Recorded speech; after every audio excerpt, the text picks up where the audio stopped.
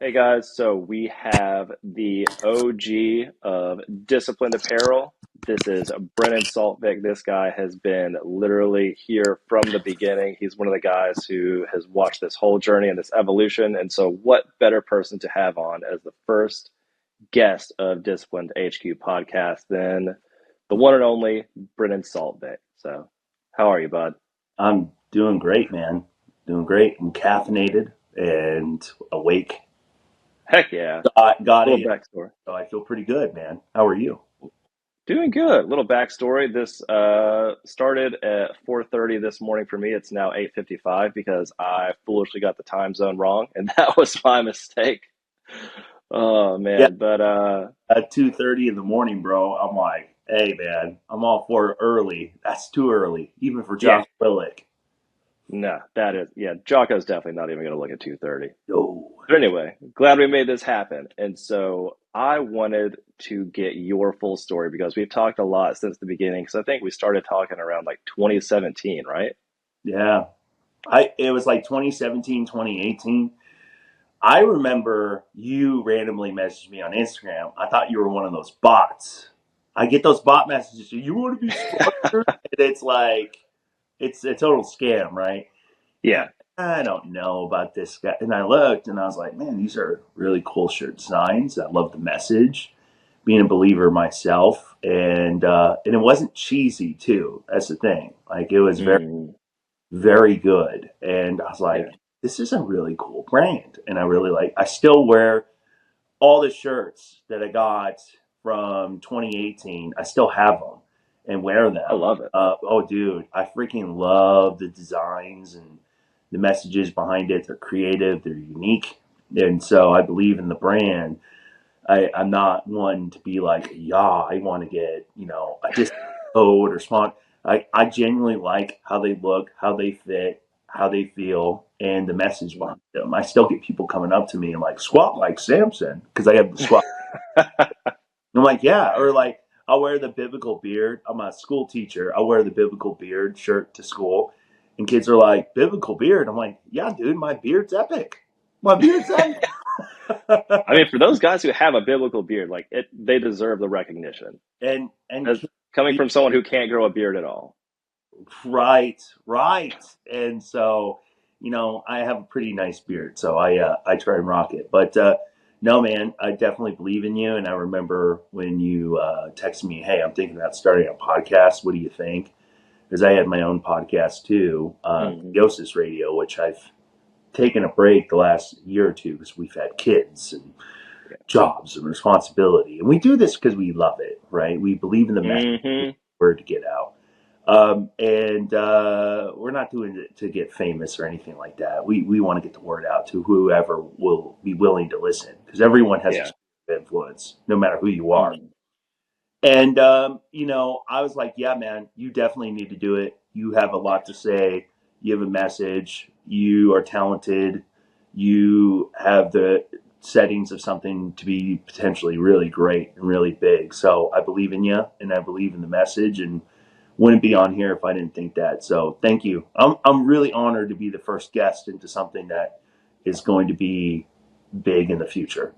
I truly Man, believe so. I appreciate that. And I mean, the I don't know if I ever told you the origin story of like disciplined apparel or how it all started, but carrying that's what kind of carried through into this podcast is because like you said, that message is really what I wanted to put out there. And like the origin story of disciplined apparel was it was a time where my wife and I were going through infertility for about 3 to 4 years and Wow. like multiple miscarriages, doctor's appointments, and I've talked to people who are Christians in Turkey or like the Middle East or something like that, talking like Pashtun people where their lives are literally in jeopardy. And so it's sometimes it was like I'm going through infertility. I feel like I'm really struggling. And then talking to those people, it's like, are you? But Yeah. anyway, so disciplined apparel came from a lot of the phrases that came out initially were, disciplined, resilient, the pain has a purpose or stuff like that. And that was, a lot of what the Lord was putting on my heart. And like I said, I didn't want it, I wanted to share that with other people. And I knew that people didn't want like the cheesy Christian type of shirts because we all go through and the Lord refines us through like those real struggles in our lives. And it takes Right. discipline and it takes resilience to get through these things because like there's some really hard stuff that people go through. And so the purpose of the brand in the beginning was to speak that or allow people to wear that message with pride for their faith. And so now this podcast is another way of giving those people who have those stories a voice to tell that story. And so, I mean, obviously, we've been talking since forever ago, and your story is pretty epic. And so that's why I Man, feel like you were the perfect person to rep the brand in the beginning, and now you're the perfect person to share your story now. So I'm thank excited for everybody to hear it. thank you. I'm really humbled by that. And I don't know how much more my story is epic as compared to others, but my journey is unique. Let's just put it. Yeah. And so, I mean, gosh, dude, where do you want me? You want me to begin at the beginning? My whole life story, including I social mean, security number for people listening. we could avoid the social security number, but I mean, you're a powerful dude, and like anyone who has watched your stuff knows that you are just a straight up powerful dude, strength and performance and everything. And I think all that started in high school, right? So if we could start there, that would Yeah, be a great jumping off point. yeah. Well, I live in Washington State, in the People's Republic of Washington State. Uh, it's weird here. It's weird, and I've been born and Mm, raised here. My mom's side of the family immigrated here from what was the old Yugoslav Republic. They escaped war. My great grandfather times five actually escaped an internment camp in the Boer War. He was accused of being a spy. And if you know anything about goodness. the camps in the Boer War, those were the model which the Nazis used in World War II for the Jews. He was the only Mm, Croatian, according to one particular expert on the matter, a historian. We actually reached out to him. He's like, I've never heard about a Croatian person escaping these camps alive. I mean, that's how bad they. goodness. And so he escaped and finally found his way to the United States and immigrated. And my family all immigrated to San Francisco. And on my dad's side of the family, they were Norwegian and immigrated as fur trappers. And my great great grandfather, I think six times removed, was a member of the Washington Territory Council that voted Washington Territory to be Washington State. So we have deep freaking roots in this area. It's crazy. So we've lived in Washington since Washington State was a thing, and I plan on being here for the rest of the life. This is home. This is where I'm supposed to be, regardless of how bad it gets. Like, this is where God's called us to be. And my wife and I have talked Mm, about moving elsewhere, and we're like, no, this is home. And my wife is Korean, and they immigrated here and have lived here for a very long time too. So, with that backdrop, I grew up in a pretty small town area, very strong immigrant roots, and I grew up in a family that was the pinnacle of the American dream, where we started from nothing and became, something. We lived out the American dream, and I went to high school in a small town called Gig Harbor, which is right outside of Tacoma, Washington. Tacoma, Washington's right outside of Seattle. You're not from this area. I just tell people I'm from Seattle, but I'm really not. I don't like Seattle. It's such a gross place. Um, and I went to high school out here, and I was always a massive kid. I was always big, always will be big. Like, if I look at food, I will automatically gain 20 pounds. Like, that's the kind of body I have. And, you know, I didn't grow up in a believing family. I mean, my family was nominally Catholic, is the best way to describe it. And I was not a believer up until college, but throughout high school, my faith journey is where it began. I got exposed to the gospel through Young Life, which was a big freaking deal. I didn't realize this at the time. Young Life in Gig Harbor was the largest Young Life group on this side of the Mississippi. It was oh huge, wow. huge. And every kid in my high school was part of Young Life. And I grew up very critical of Christianity because it was fake. It was, I watched people's lives. I'm a very observant person, I like to think, and a discerning person. And I watched these kids' lives, and they would act like they're the most pious, righteous person ever, and see how they treat people. And it was Hmm. not very Christ like as what they were professing to be. And so naturally, I was like, I want nothing to do with this. I want nothing to do with these people. I don't want these people preaching at me about how bad I am because that's what they did.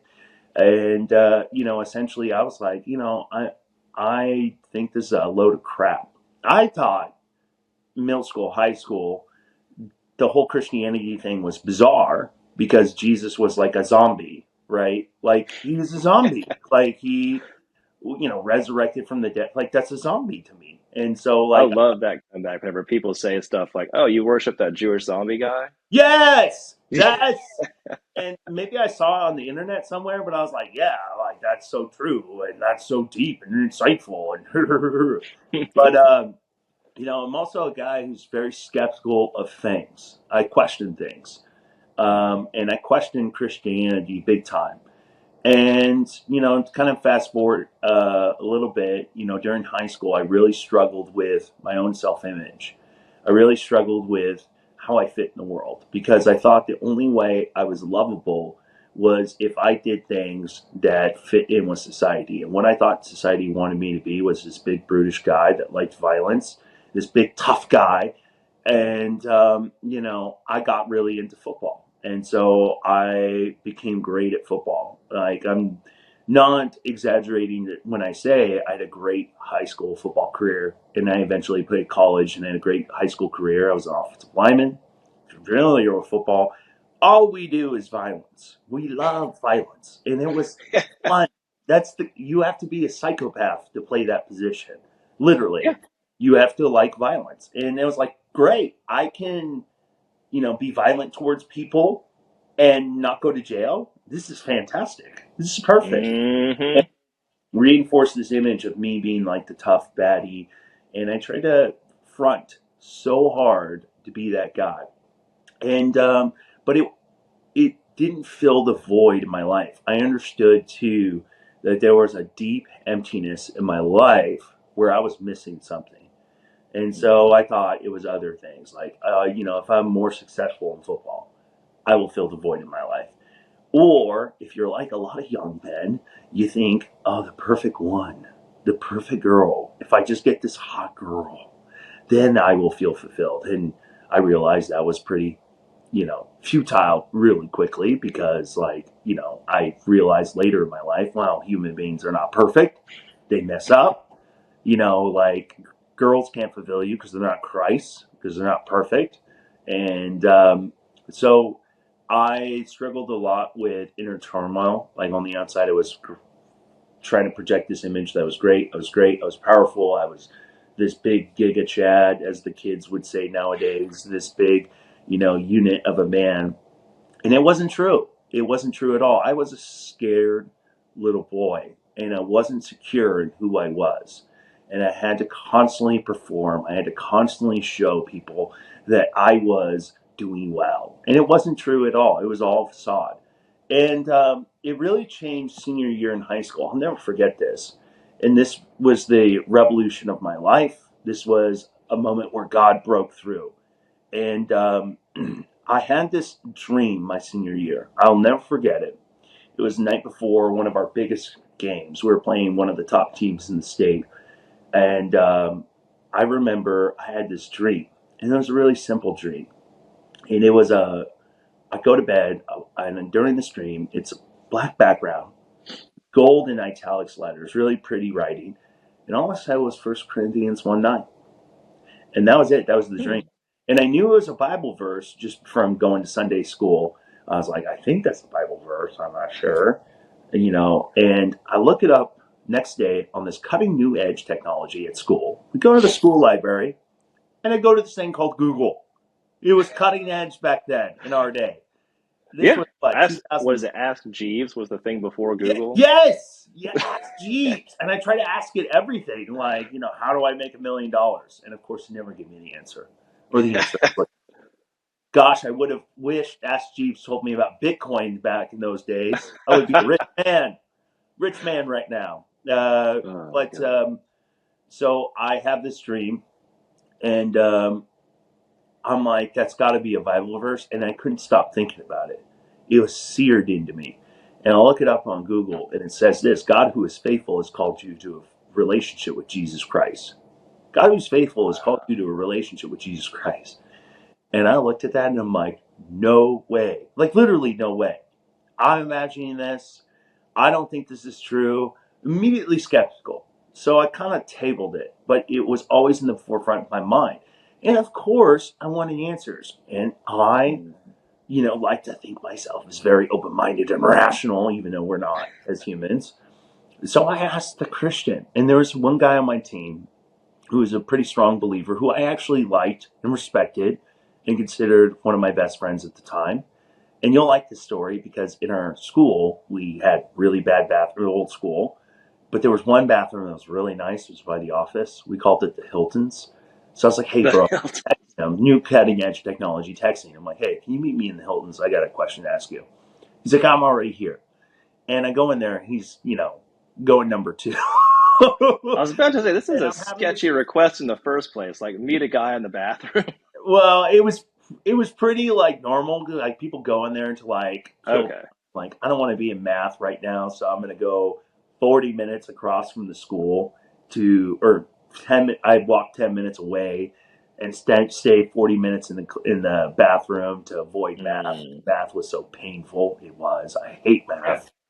Um, but I was talking to him. I'm like, what do you think this means? I had this thing happen to me.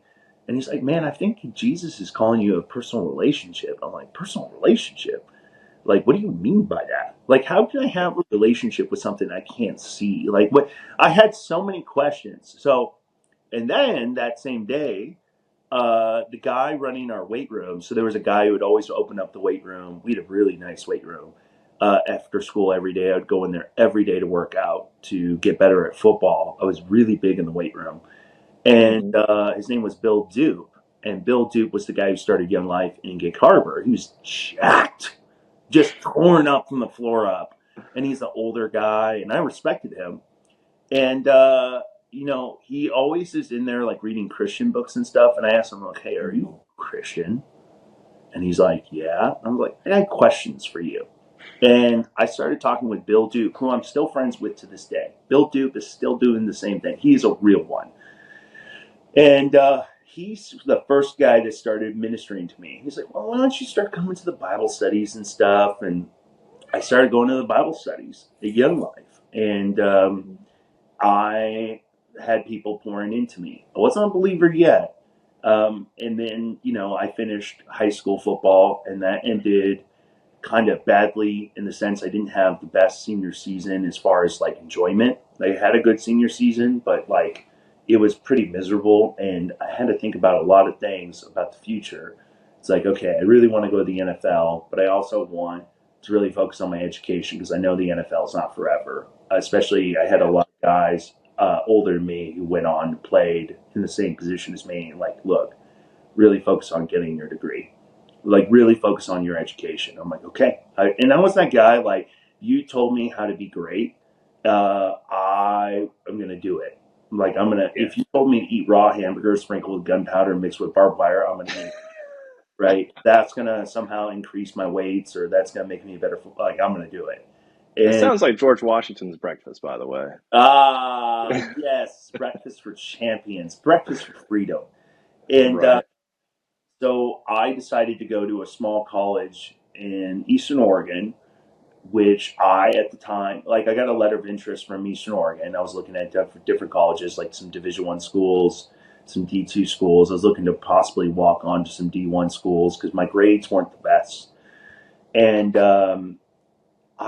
I got this letter from Eastern Oregon University. My coach was like, yeah, they're interested in you. I'm like, Eastern Oregon? There's stuff out there? There's places out there? There's a college out there? There's people out there? I didn't even know it existed. I didn't even think about there was an east side of Oregon.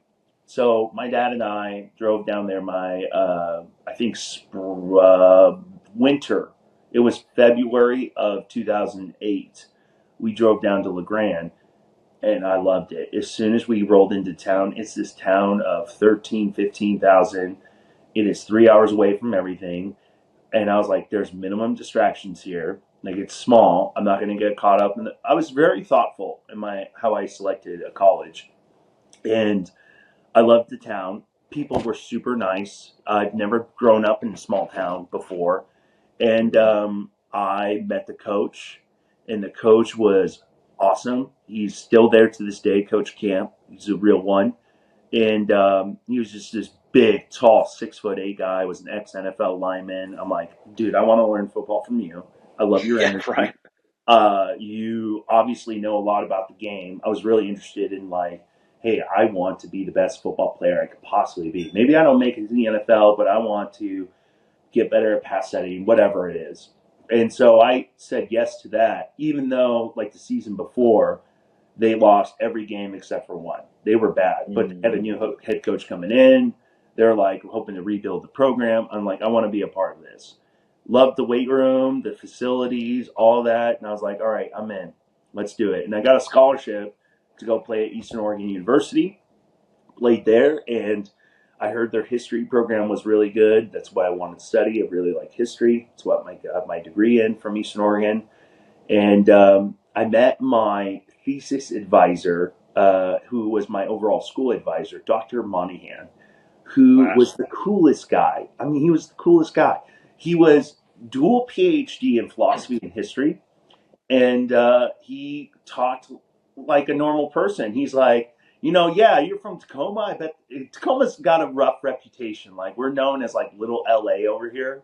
It's got rough gangs and it's just gritty. It's known as Grit Yeah. City. And he's like, oh, you're from Tacoma? Like, it's a good thing you're moving here because you stay there any longer, somebody's going to shoot at you pimp daddy player gangster style. And I'm like, I like this guy. This Yeah. man I can mean, just Shreveport, Louisiana, we're the same thing. yeah, yeah. And so I was like, I like this guy. I respected him a lot, respected my football coach a lot. And I started talking, getting close with my professor. And he was an avowed atheist, very hardcore, very hardcore. And I'm like, Greg, can I tell you about this experience I had? Here's this experience I had. And Greg gave me this book. It was about how the Bible's been corrupted over the centuries, blah, blah, blah. He's like, if you're really interested in religion, you should really look at taking some religious courses. He was really cool about it. He had a certain bent for sure, and he wasn't shy about it. Mhm. He was like, I think it's all horse crap, which I tended to gravitate towards, like, yeah. Mhm. But he said something that was so practical and like dare I say, prophetic. He said, if you seek the truth, you're going to find it. Like, if you seek the truth, you're going to find it. So I'm like, Which, okay. how ironic for an atheist to say. I know. And he meant it as, like, you're going to find out that this religion thing is horse crap. So I'm like, okay, Yeah. let's look at everything. Let's look at Okay, if we everything. could we press pause real quick just because there's a few things I wanted to ask you about. Yeah, Number one was, how in the world did you have the mindset coming out of high school, number one, to focus on your surroundings enough to know that the place that I want to be is determined by the people that are around me? Like, did you have people pouring into you, or was this just like you understood the world to this point to understand that the people who are around me are going to be the people who push me in the direction of the rest of my life. And if I want to be a football player, then I need to surround myself with the people who are doing the thing. it's an interesting question because and I don't know how I knew this at the time because in my life I had a great family. My dad really pushed me. I had a great football coach in high school, who's still coaching to this day, right next door to my house. He's still in it, and I understood that. Like it was a really aha moment when I first started playing football in fifth grade. I had this coach who was amazing, and he was instrumental. His name was Coach Bear, and he looked like a bear. he was so hairy, and he talked like a drill sergeant. Yeah, and like that's what we grew up with. And when I first started playing football, I hated it. I hated it. I didn't like it. I wasn't good at it. All the guys on my team knew I was the worst player, and I hated the fact I sucked. I hated it. And Coach Bear said simply, if you do these things, you will get better. You have potential. Like you can do it. And he pushed me beyond my limits. And I didn't want to at first because I wasn't disciplined. I was just a boy, fifth grade. You know, think about a fifth grader. Like they're boys. But I accepted the challenge. I was like, okay, let's try it. Let's try it. Let's go with it. I wanted to quit the first year. And I pushed myself. I pushed myself. I got better. I stick with it. I embraced what I at the time didn't realize was discipline. And Mm. sure enough, by the end of the football season in fifth grade, I became that kid that nobody wanted to go against in one-on-ones. Nobody. It's what he said. And he was instrumental because he not only was tough on me, but he loved me. And so I had an Mm. idea of what leadership and what, even in hindsight, discipleship looked like. Like someone who's going to push me, but someone who's going to love me. And I had that in my coaches at high school. Not always. I had examples of bad leadership. There was one particular coach on staff at high school that was uh, vicious, if you want to, that's put it mildly, who was, Uh, you know, criticized you for the small, even when you had a great game, there was always something that he would just trash you for. It was never, ever good enough. And if he didn't like you, he yeah. just didn't like you. And Was it so with I, humor or was he just like mean? he was mean. Like I remember through walkthrough before games. Mind you, before games you're usually wearing helmets and you're dressed down in sweats or some sort of athletic. I came in with a raincoat on, and he pulled me aside and sat me off to the side and isolated me because I was wearing a stupid raincoat. And I mind you, I live in Washington State. It's Yeah. rain, right? Like it rains, and I'm trying to Yeah. be mindful of that. And like I was singled out, and they were also there was this weird dynamic because the head coach had his brother and his dad as assistant coaches. The head coach was great. His brother and his dad could be absolutely vicious towards you, especially if you had potential to go to college. They were extra hard on you because they had their own insecurities. Let's put it that way. And that's something I've Mm. already like rectified down the road with that coach. Cat, get out of here! Come on, get out of here! Sorry, my cat's in the garage with me. Um, No. and so, you know, I'm not really sure. So I had an idea of what community should look like, what I wanted in a leader, and I had plenty of examples of. And I said this in my senior going is like, thank you for showing me the man I should be and ought not to be.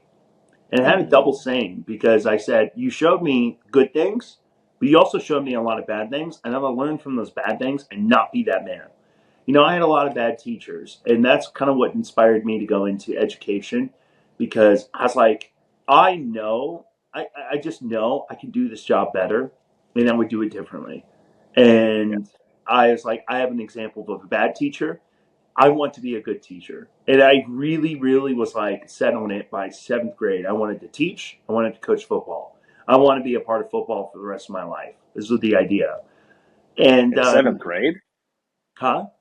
In seventh grade, you said that? In high school is where I kind of came up, or I consciously came up with that. I think unconsciously I understood that Yeah. because, like, yeah. So I God. just, uh, for me, I always looked inward at myself. Here's Mm. the one benefit of being insecure: you look inward to yourself, right? You think a lot about self. You think a lot about life. It can be bad in the sense that you're dwelling on your own failings and insecurities, and you can be really hard on yourself, which is something that I struggled with for years. And Christ had to heal me of that, and He did, right? Not fully, but it's so much better, right? So Yeah. much better. Like I'm living in so much more freedom now. Um, but what I understood was that oh, there's the cat. She's It's I was entertainment. what I understood was uh, essentially I looked inward a lot and I realized like, Mm, okay, because like an insecure person was like, how can I improve? How can I be better? And so I did a lot of introspection. And so that's when I came to the realization. And that's why I made the choice to go to EOU was like, look, I want to be around people that not only I believe in and think the world of, but also believe in me. And mm, Coach Camp, to his credit, did. Like he believed in me. And especially like my first year of football was rough in college. Being a redshirt freshman, if you've been that in that lifestyle, it's rough, dude. It's so rough. And yeah. I needed people. I was looking for people to believe in me because I didn't believe in myself. And but I knew what it looked like because I had examples like Coach Bear, man. He believed in Yeah. me, and I was the worst of the worst. When he believed in me, I knew I could do it. And when I did it, I was like, okay. And I had other great coaches like Coach Putt in seventh grade who made me run hills until my quads fell apart. I mean, he pushed me to be a tough man. And Yeah. so it's important because character is formed not in isolation, but in community. It's always Mm, formed in community. And that's what I was looking for. I was looking for a strong community where I could be loved for who I am, affirmed in who I am, and also sent out to be a better man. And I wanted mm, to contribute to the community and contribute to my team, right? Nobody wants to be useless. yeah. Unless you're a complete psycho and weird person. So that's kind of the calculus behind that. Yeah. Nice. And so, also in that time where you were going to these youth groups, but you weren't exactly a believer. So, what Yeah. was were you like investigating, like just taking this as like kind of recon and looking Yeah. at what these people It's were doing to see if they were all crazy or if they were eventually going to ask you to drink something or, I've been to a few groups like that before. I don't doubt it. But yeah, there's a lot of them. But I would say I was curious, and because I look Mm, at a guy like Bill Dupe, this big strong man, this big buff man, and there he is, professing. I mean, the idea of Christianity to me was Ned Flanders at my age. I yeah. was big in, Hmm. if you're familiar with Ned Flanders, he's got the glasses on, and he's just, you know, you'd better not do that, fella. You can go hell, Yeah, right? Like exactly. that's it's moralism. It's works. It's all this stuff. Cats, get down from here. The Jeez, you're gonna turn die. or burn perspective for sure. She's over here trying to climb on a barbell. What are you doing? So yeah, I think that I was curious, and I think that's a Holy Spirit thing. The fact that I was curious enough, I thought a Hmm. lot of it was weird, and they're like, "We'll see you next week." Sounds good. I guess I'll be back. Like that's a They Holy are great Spirit thing. salespeople. Christians turn out to be really good salespeople. I right, and I think I was impressed with Bill's character. Still am. Mm, I mean, that dude has not changed a bit in the best way possible. Has not changed a bit. Like he is who he is. I saw mm. authenticity, authentic faith. These people believe not because they benefit for something. There are a lot of kids that were like, "Yeah, like my daddy will pay me $10,000 at the end of high school if I stay a virgin," and I'm like, how do you prove How do or you prove disprove that? that statement? Like, so he's just going to give you 10 grand if you look like you're pure. Yeah, yeah. Oh, so that's Mm, you look like you're a Christian, but you aren't a Christian, right? mm, And I got exposed heavily to religiosity because Gig Harbor, if you're familiar with this is a town mm, that is got churches up the wazoo. It's very conservative, but 80% of people in Gig Harbor don't go to church. Do not mm, go to church. They'll claim a denomination or whatnot, but 80% of them in a town of 65,000, don't go to church. They're not actually mm, practicing believers. So mm. it's interesting. Anywho, that's kind of answers that question. Yeah. Nice. Well, perfect. So you're talking to the atheist professor, Yeah. and he suggests that you go and So see or take a religion class. yeah, so I actually took so many religion classes. I got my minor in religious studies. I I took classes in Christianity, Islam, Mormonism, Hinduism. I read the Bhagavad Gita. I read the Quran. I read the Bible. I read the Book of Mormon, the Pearls of Wisdom, several of the different doctrines and covenants because they change. Prophecy. Mm. Oh, we don't want black people to go to BYU. Now we do because we want a good football team. Interesting. Yeah. No, big brain. Like the last 5 years, I've been watching the BYU football team. Like, wait a minute, I think somebody's changing their perspective, My God, I know, and right? they're winning, and It's they're winning. funny how that works. It's so funny. It's hilarious. So I read modern philosophy. I read the books on the self. I read books on the universe, the cosmos, how it's formed. I read atheistic works. Like I read Dawkins, Hitchens, Sam Harris, Daniel Dennett, The Four Horsemen of Atheism, where, Mm. Richard Dawkins goes famously, he's like, God is the most, homophobic, xenophobic, transphobic, like all the phobics, right? Like he is just, Right. like God is just the worst. Christopher Hitchens was, who's still a favorite of mine, just he's sassy. Ernest Becker, Friedrich Nietzsche. Like I dove into, and I read New Testament scholarship. I read N.T. Wright. I read, oh gosh, William Lane Craig. Oh. There's a for you who is, if you watch William Lane Craig, he is dynamic. He is deep. I mean, he is so Mm. philosophical. And I was evaluating I was like, okay, my first primary question is Christianity true? Are any other religions like on par with this? And come to find out, being the guy, like I want to embrace truth. I want to embrace what is true. I don't want to believe a thing because I want it to be true. I need it to be true. I need the real thing. I need real community. I need real people. I need realness. And when I look at Christianity, I was absolutely shocked at how strong the evidence was. I mean, you think about just like the historical arguments for Jesus. Like you read the skeptics of the New Testament, they all affirm that Jesus died. They all affirm he was crucified under the charges of blasphemy. They all affirm that the disciples had appearances of him after he was dead. They weren't hallucinations. They weren't like made up. Like the disciples had no motivations to make it up. They Hmm. had every other reason to believe. I mean, we're talking a Jewish culture that was so monotheistic that they would not even write the name of God. And yet, there they are professing a man is God. That Yeah. was utterly, completely foreign to Jewish understanding. Like they believed when God came down, that he would enact the inaugural kingdom, he'd kick Rome out, they would get rid of all the Gentiles and all this stuff. And that's not the way God came. It was utterly contradictory and otherworldly and counterintuitive to the thinking of the time, right? Hmm.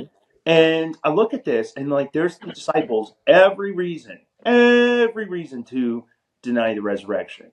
I look at the disciples and look at them and the way they died. They never once recanted what they saw. They went and died. I mean, if you know this, grisly deaths, Hmm. unbelievable deaths. And they did it happily, arguably better than Jesus. I mean, Jesus is there struggling. He's sweating blood. Like he's like, let this cup pass.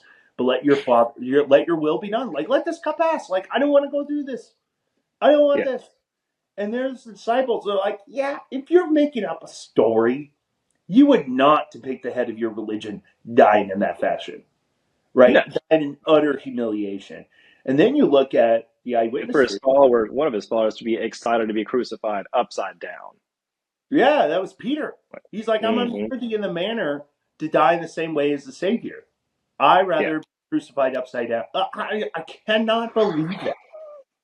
No. Oh, and you look at just the rationale. Like, if you're doing this for your benefit, if you're doing this for fame, if you're doing this for money, you wouldn't pick a religion like Christianity. You would have made something like the cults at the time, or you would be like the Zealots, or you would be like one of the pagan cults. Or, it wouldn't work like this. And you certainly want to go against Rome, because Rome not only had the purse, but they had the sword. And Rome did everything they could in the couple centuries preceding Christianity to snuff this movement out. The Sanhedrin, the Jews. I mean, the Jews even acknowledged that Jesus performed miracles. They're like, yeah, Jesus is a magician. Wait, so you're not denying the fact that he's doing these things? Oh, Yeah. yeah, he's a sorcerer. He's of Satan. And I was like, oh, interesting. And those are things I noticed. And those are things like I read up on other authors, they noticed too. And I was like, yeah, like, what do you do with this?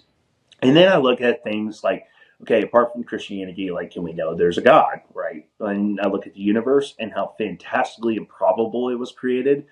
Like, I really tripped up on the idea of evolution because it was ingrained in us evolution is true. And if you deny it, you're a weird person, you're a bad person, you're a stupid person.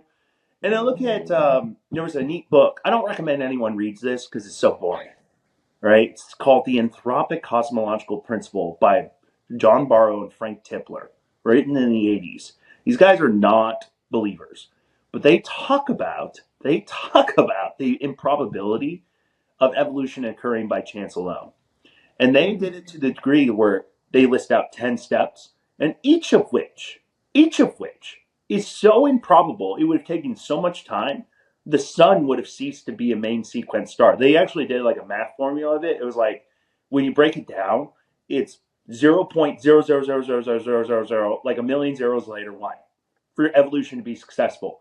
So if it did happen the way modern biology says it does, it would literally be a miracle, thus proving the existence of God. Now, Frank Tipler and John Barrow are like, well, it must have occurred by chance alone, otherwise we wouldn't be here. And it's like, that's begging the question. That's like me being lined up and sentenced to death, blindfolded with 100 trained marksmen, point blank range, and they all fire and miss.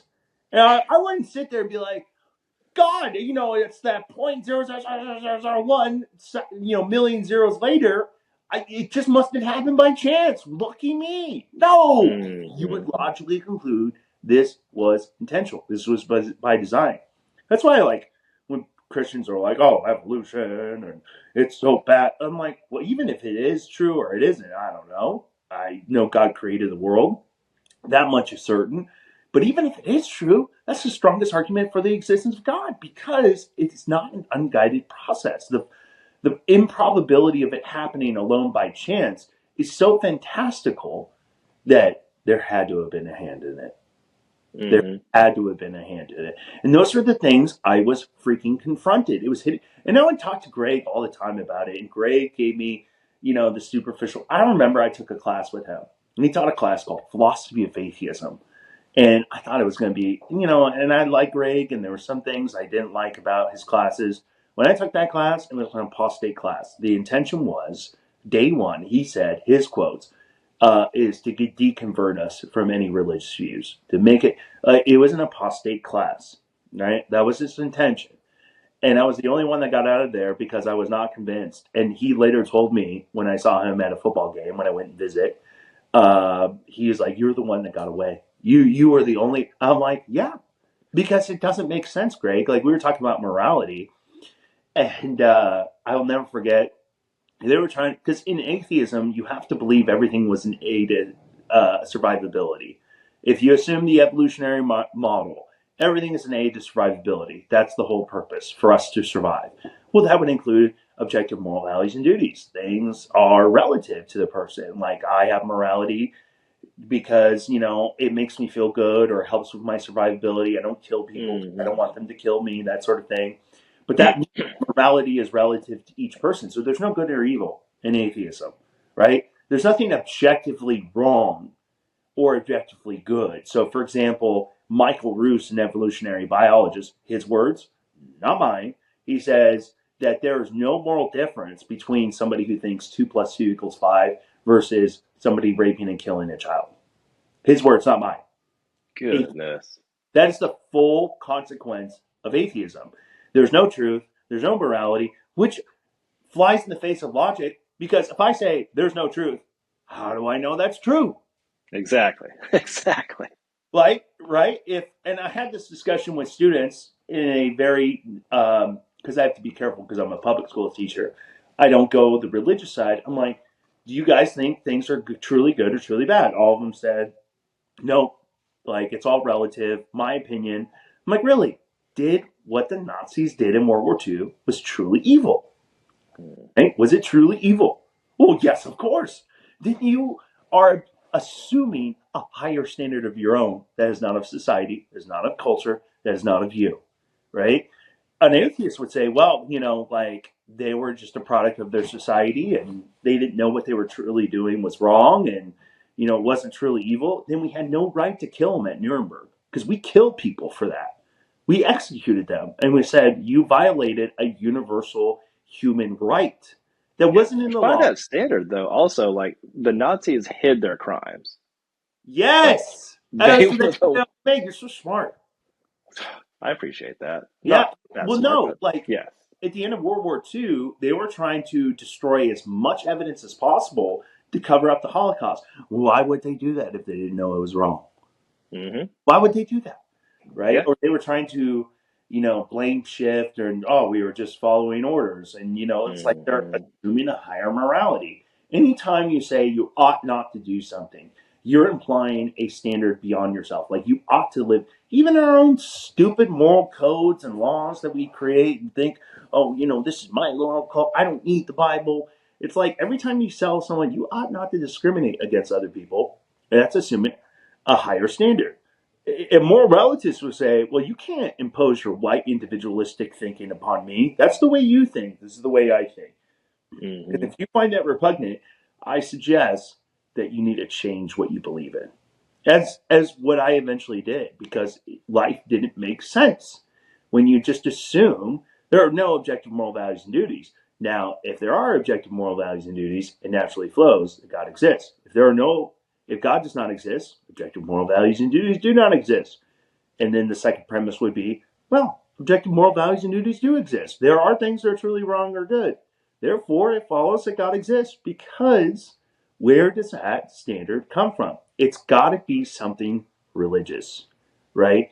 Now, Hmm. C.S. Lewis talks about, and this is the thing I was confronted with in college, was if there is a God, let's not even call him a God, is what he says. If there's a moral standard and there's a creator to that standard, a law that has a lawgiver, then that means it must hate everything we do because we violate it. Just because there's a moral law doesn't mean we live to it perfectly. Like, this is something that my Lutheran pastor friend made a great point. He's like, name a culture that thought cowardice was good. Name one. If it's Hmm. truly relative, name one culture that thought cowardice was a good thing. You won't find it. It's a universal law. It's true in every circumstance in every society. Cowardice is a bad thing, Yep. right? Um, and so it must hate everything we do, right? And so that's when Lewis talks about that's when Christianity speaks to you is that you need redemption. You need someone from coming outside to redeem you because you cannot live up even to the moral law, let alone the law of God. And Hmm. so that's the conclusions I was coming up with. And I wasn't there yet, right? I, Yeah. I remember sophomore year in college, I get on my knees and I'm like, all right, God, you win.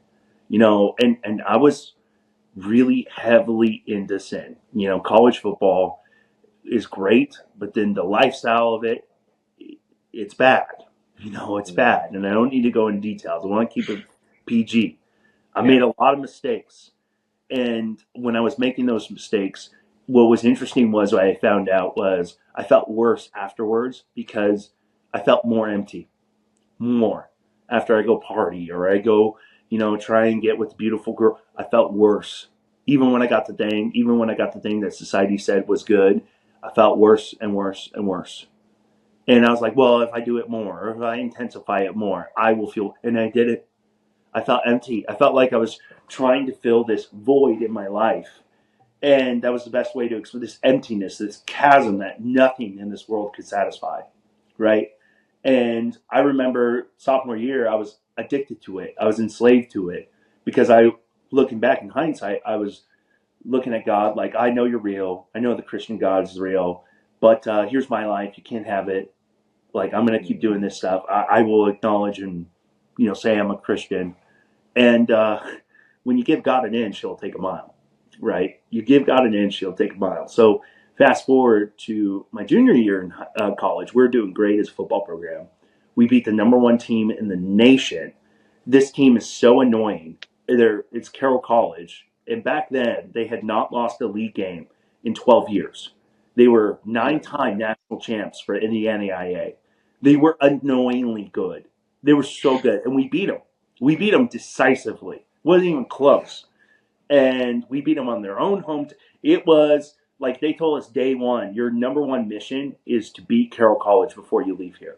And so, like, I was all about it. Like, I imagine, like, when I'm on the jammer, like, working on my blocks in the weight room, Yeah. I imagine some dude from Carroll, and I'm, like, beating the crap out of him. And I was, like, out for blood. I was out for blood, bro. And I made sure to play my best games against them because, like, that's what Coach said. So we ended up beating them, which was, like, the most Oh, nice. Cinderella Disney moment. And, I remember my buddy Matt Orthman. He was the fullback on the team. He's like, "Hey, bro, we're gonna go to church Sunday and they have free food. They're gonna have a barbecue to celebrate us." I'm like, "They like football and they're gonna have free food. I'm an offensive lineman at poor college student. I'm in. I'll go. Mm-hmm. I don't care how weird it is." And I kind of went back to church. I was going back to Catholic church because that's what I knew. That's what I grew up with. And it was just more of the same. I was like, this isn't what I was looking for. I'm not finding authenticity here, not finding community here. So we go to this church called Faith Center in LeGrand, and it was a Foursquare church. And the people there are super nice and super cool. And I met the people there, and I experienced my first time charismatic worship. And let me tell you, fella, when I saw people raising their hands, I was like, oh my God, what is going on? What are these Coming people from a doing? Catholic church going to a charismatic church. If you've never been to Catholic church, just go one time, and if you're charismatic, you've never been, it is so different. Or if you've never been to the charismatic church, people are dancing, people are raising hands, people are like crying Mm-hmm. in Yeah. church. And I was like, this is weird. This is weird. But the people there are really nice. And I met Mm-hmm. the worship pastor. This is where we meet Jeffrey. Jeffrey is the most interesting. He's still a good friend of mine. I'm actually going to go this summer to see him. I try and see him as much as I can. Jeffrey, I thought, was this very nice man, Ned Flanders type. And, he's up there playing the guitar. He's just super gentle. And he's got, oh, poor Jeffrey, he has deformed fingers, right? His fingers are super small. And I'm like, oh, poor guy, you're probably born that way. And that's why you're making all these assumptions about him. Come to find out, Jeffrey has deformed fingers because he was in a heavy death metal band and got that from drugs and fighting. Ooh, fun Baddest guy. dude ever. This dude his whole job at Foursquare was to go into the drug houses in LeGrand, pull people out, and minister to them. Like, it was well known LeGrand has a huge drug problem with meth and fentanyl. And even before fentanyl was the thing. And Jeffrey, I'll never forget this. He had this thing called South Side of Heaven. It was a church outside of church for people who were unchurched. The Mm-hmm. guy that was the most intimidating dude, the dude you never cross, was like LeGrand's number one drug dealer. He would go there, and he ended up getting saved. And this dude had a bald head, tattoo up here, the teardrops. I mean, this dude was a bad, He was bad about mother's, that life.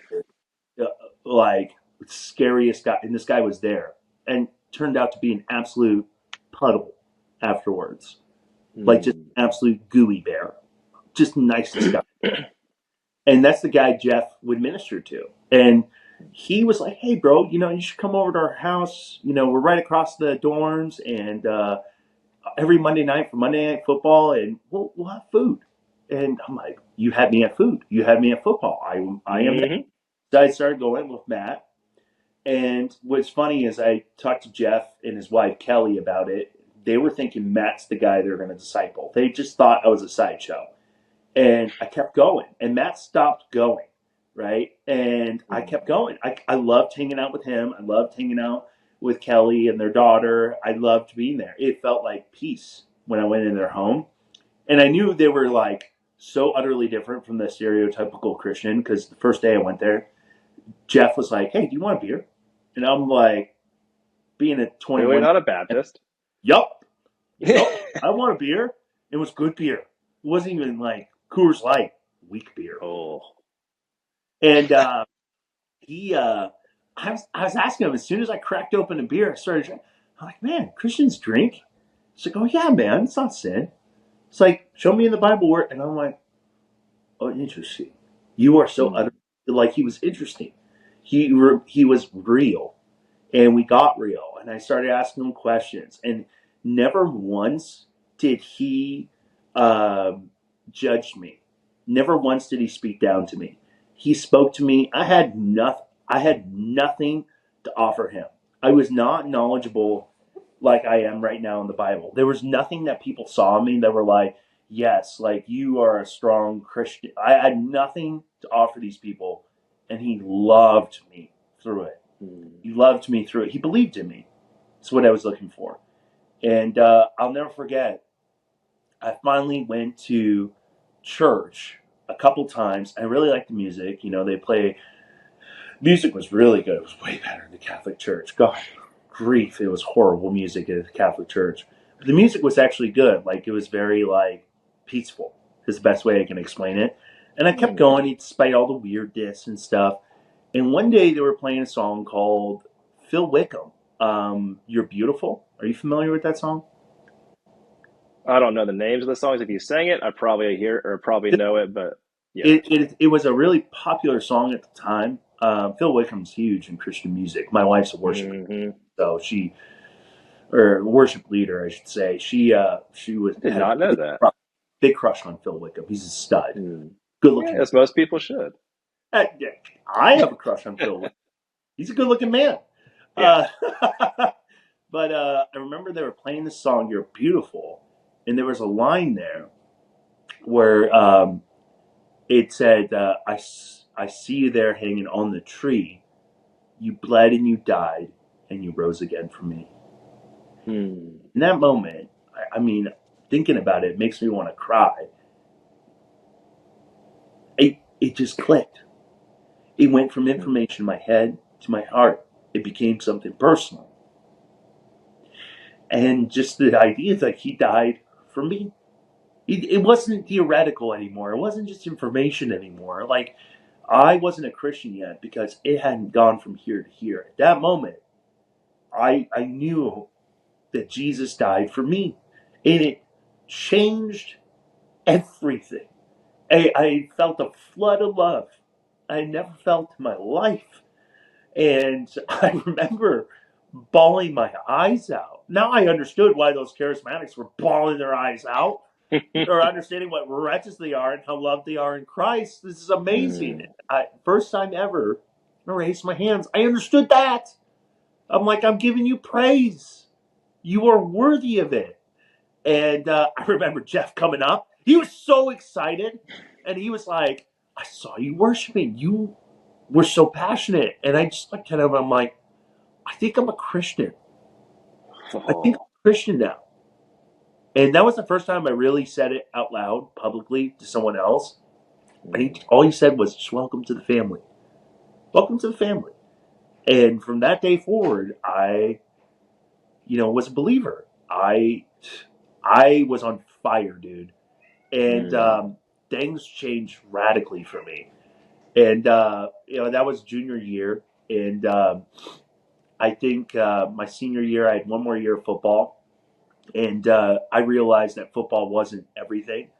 Um, I I was like, Lord, I started praying more. I started like having alone time with Jesus, which at first doing was so awkward because I was like, right, like I'm Time to here. talk to the zombie. It was, yeah, like I was like, this is awkward. I don't know what I'm doing. Like I just tried to seek, and it was just like that learning curve, right? Like how Mm. do you have alone time with Christ? Like I didn't know what Yeah. it was like, they just told me, yeah, spend alone time with Jesus. Well, how would I spend alone time with somebody? I would sit with them quiet and Mm. talk with them. And at first I was like, all right, I don't hear anything. But eventually I did as I started to read the Bible more. Eventually I did as I started to be with more community people in community. I mean, I found that God spoke a lot through people. I found that, um, you know, yeah. So my senior year, I finished my last year of college football, and I had an opportunity to go play overseas in Germany. And I was pretty burnt out at that time. Like I was thinking, I'm not going to go to the NFL. I don't know if I'm going to do tryouts. This is just purely for fun. And I remember praying to God in alone time. I'm like, all right, God, like I'm thinking about doing this thing. What do you think? Like, tell me where to go. Tell me. I want to do what you want me to do. And as clear as day, God said, "You're done. You're done." Mind you, my functional God at this point was football. Like I had worshipped it my whole life because of what it gave me and my identity. Mm-hmm. And strangely, when I visibly heard that, I was like, "Oh my God, I'm done," and I'm happy about it.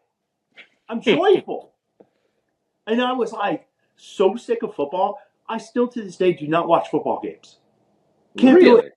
Can't do it. I'm like I'm so uninterested. Like I can't tell you how many times I did coach football a little bit after college and hated it. It was not fun. I enjoyed the kids. Loved the kids, loved the people. Those are the things I miss the most, the relationships. Like if I think back to college football, I miss some of the violence. That was kind of fun.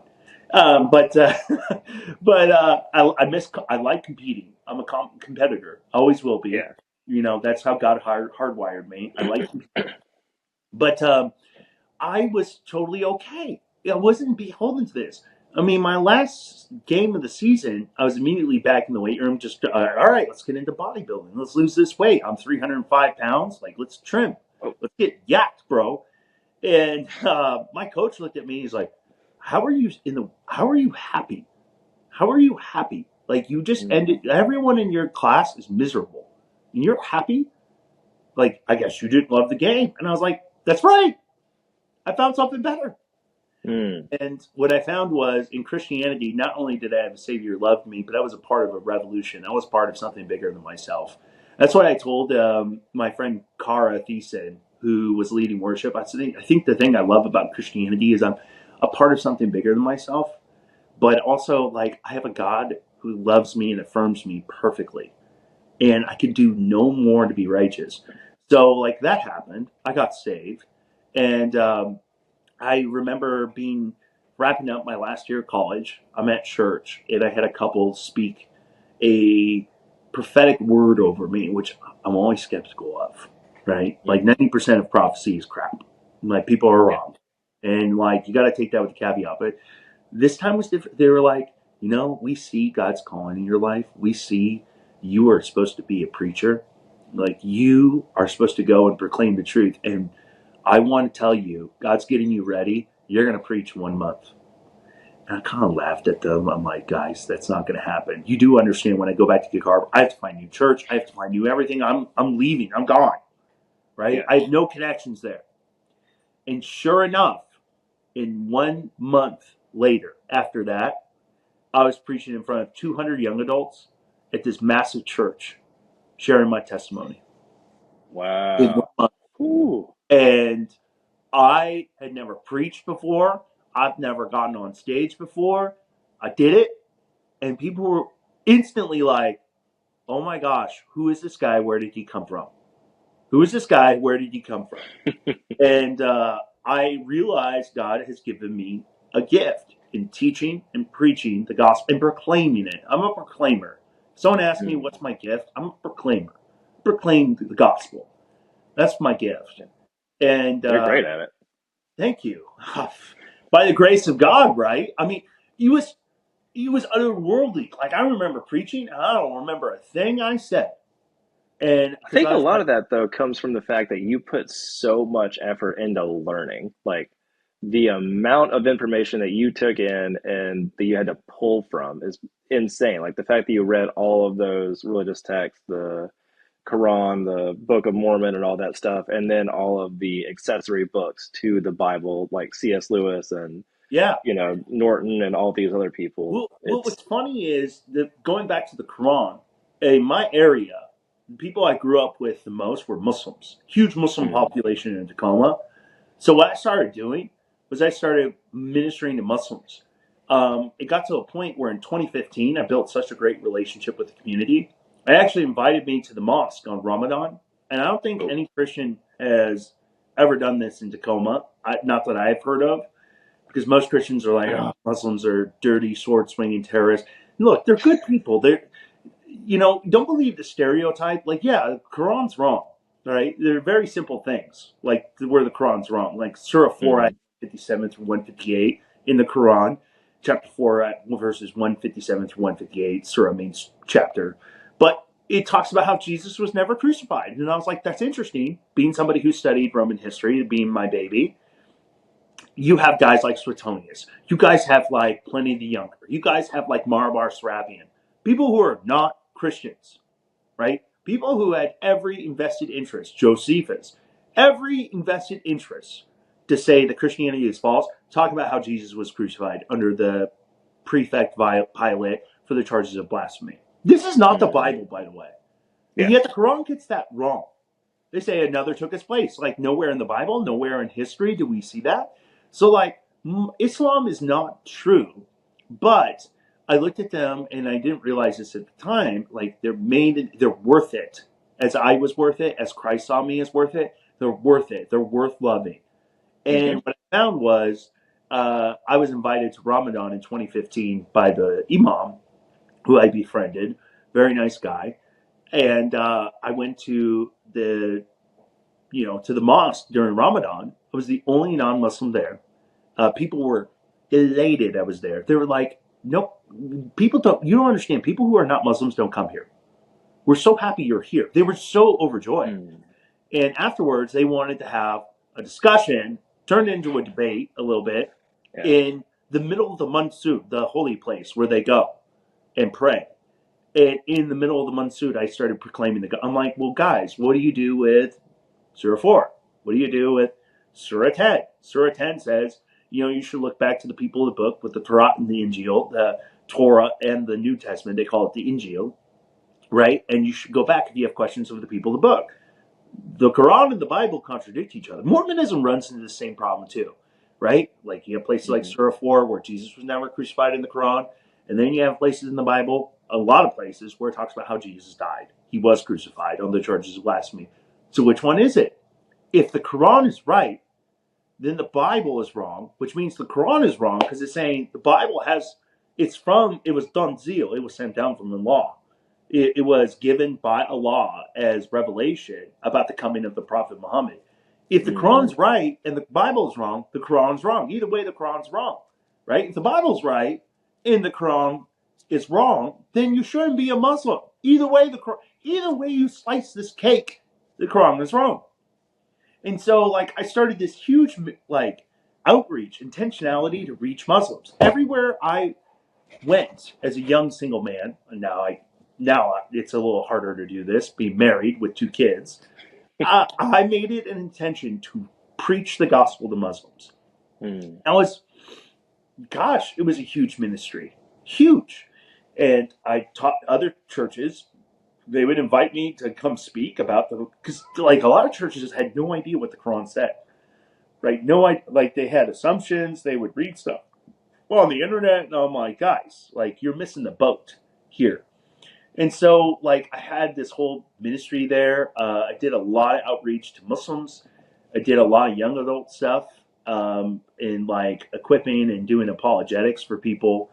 And that was kind of the thing I did. And then I got into teaching in the public school. I went private for 2 years and went back to public school after the pandemic. And here I am. That's kind of my Yeah. story. There's a lot more I kind of skipped over, but yeah, I mean, I feel like there definitely needs to be a follow up to this, and I know we both probably got to run.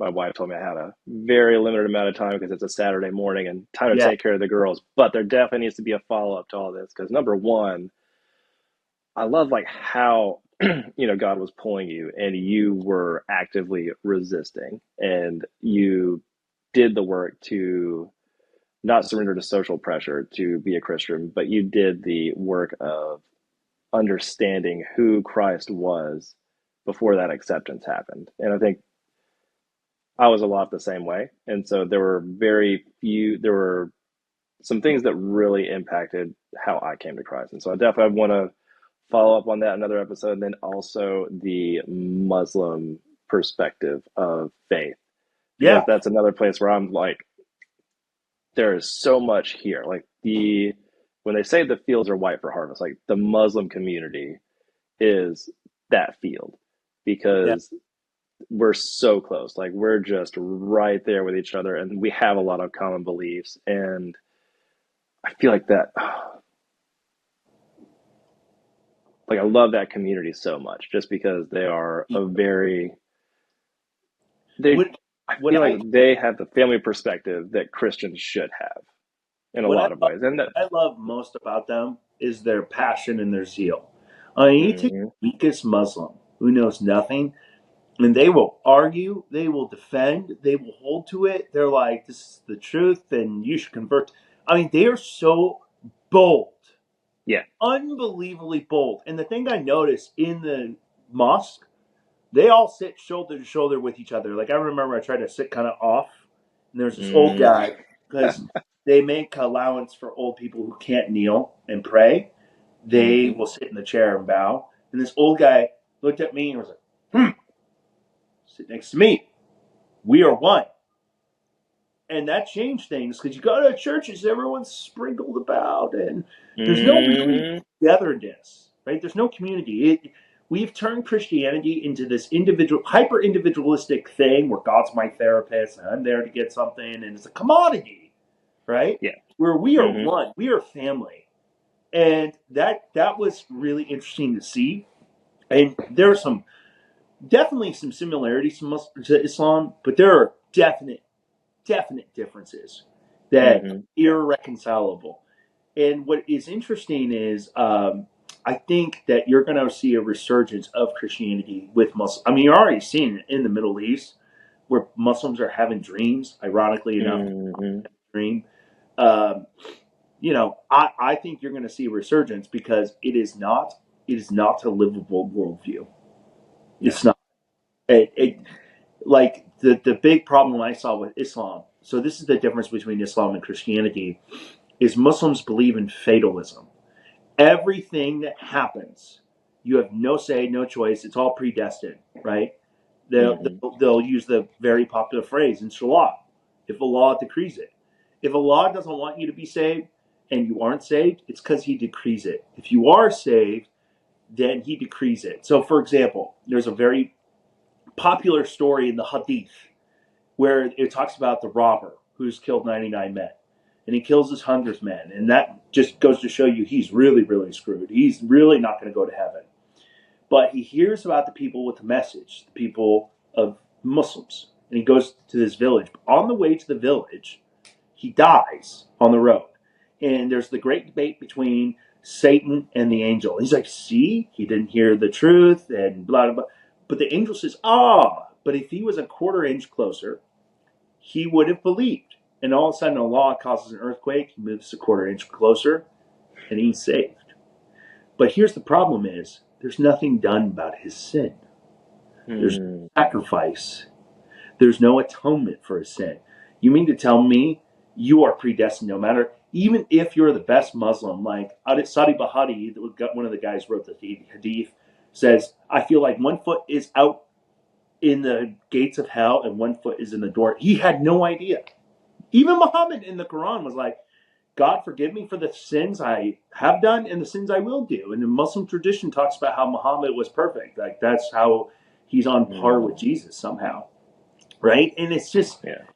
it's the only guarantee of salvation. And I literally when I was at the mosque, this was the message. Guaranteed of salvation is shaheed, is to be martyred. Now in the West, we kind of spiritualize that into not being a literalistic thing.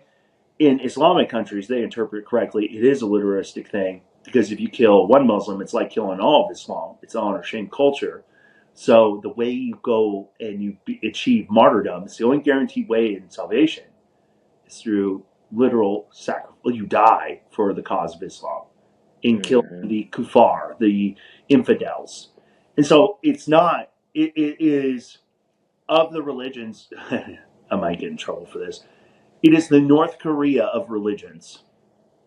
Yeah, that's a great That's way the to simple put it. way. It is the North. It is it is so wildly. Whereas Muhammad demands you kill for him, there's Jesus who says you will die for them. Big freaking difference, in my opinion. Hmm. Yeah. Huge. Yeah, this definitely needs to be another podcast. Yeah. Ugh. Whole other podcasts. I don't know how much more time you have, but Oh, I mean, I'm out of time right now, but we're definitely going oh, to. I know, I know. this was good. Got to be a good dad. It was, man. I'm so glad Me we too. did this. Glad we got to talk again and looking forward to doing this again soon. We'll do a follow up for sure. But yeah, I mean that's a little bit about my life, and and we didn't even get into how I got into weightlifting.